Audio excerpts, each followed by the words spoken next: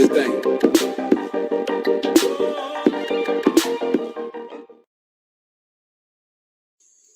Hai, Assalamualaikum warahmatullahi wabarakatuh. Selamat datang ke channel Cikgu Umirus.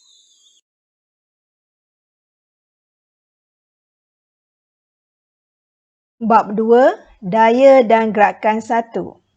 Topik 2.4, Inertia.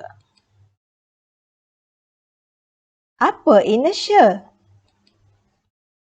Apa yang akan berlaku apabila bas dalam keadaan bergerak tiba-tiba berhenti mengejut? Ya, penumpang terhumban ke hadapan apabila bas yang bergerak diberhentikan secara tiba-tiba. Apa yang akan berlaku pula pada penumpang apabila motor dalam keadaan rehat memecut segera? Penumpang akan terhumbang ke belakang apabila motor yang pegun bergerak ke hadapan secara tiba-tiba. Mari kita tengok maksud inertia, iaitu kecenderungan suatu objek untuk mengekalkan keadaan asalnya sama ada pegun atau sedang bergerak dalam satu garis lurus dengan halaju mala.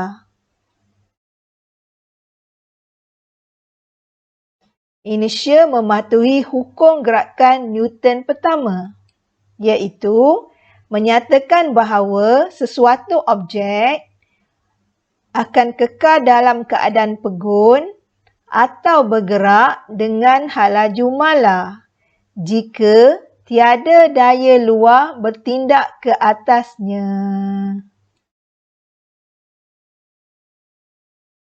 Mari kita tengok aktiviti inertia yang pertama.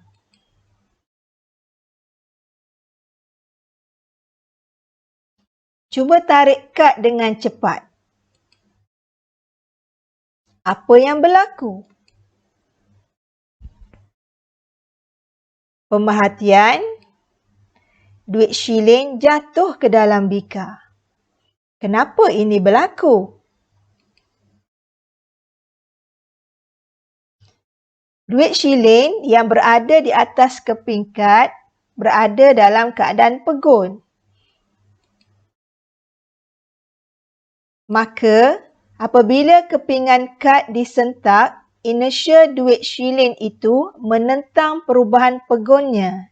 Maka, duit shilling itu tidak bergerak bersama-sama. Sebaliknya, jatuh ke dalam bika. Aktiviti inertia yang kedua.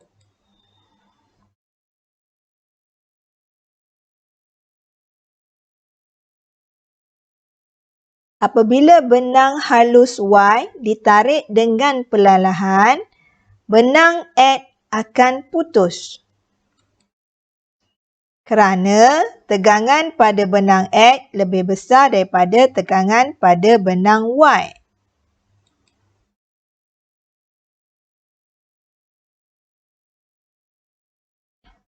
Apa berlaku pula jika kita merentak benang Y dengan kuat? Benang Y akan terputus kerana inertia pemberat menentang perubahan daripada digerakkan. Mari kita tengok aktiviti inertia yang seterusnya. Beberapa susunan buku disusun seperti dalam rajah. Apa yang berlaku jika buku yang di bahagian tengah ditarik dengan pantas?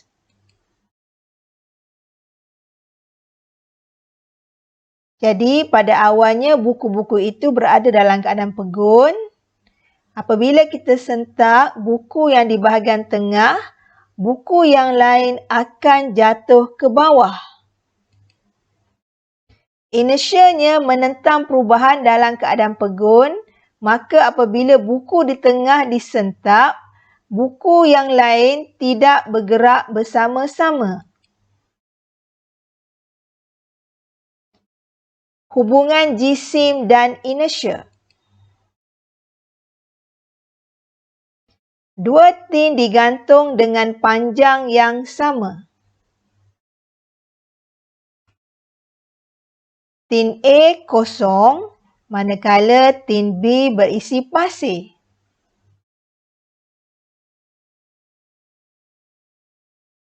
Apabila dua tin ditolak dengan daya yang sama, didapati lebih sukar untuk menggerakkan tin B yang mengandungi pasir.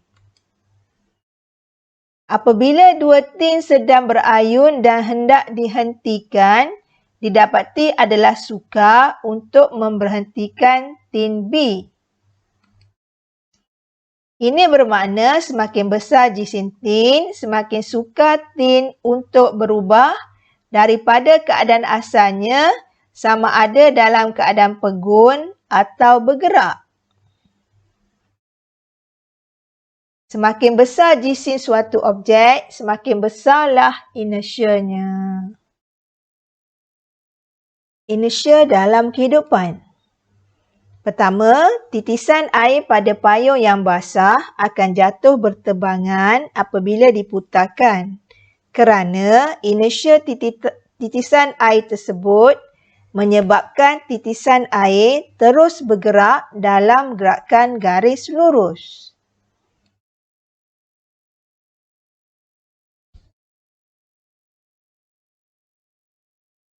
Untuk menyenangkan menuang sos cili daripada botolnya, gerakkan botol cili dengan cepat ke arah bawah dan menghentikannya dengan tiba-tiba.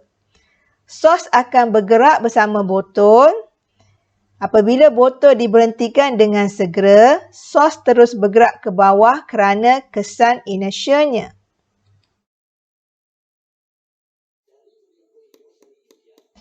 Untuk mengetatkan kepala tukul dengan pemegang, ketuk di bahagian bawah pemegangnya berulang kali pada permukaan yang keras.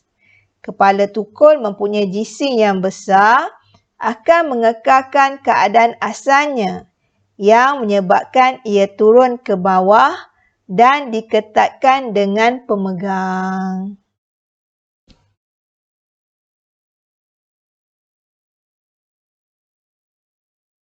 Contoh soalan.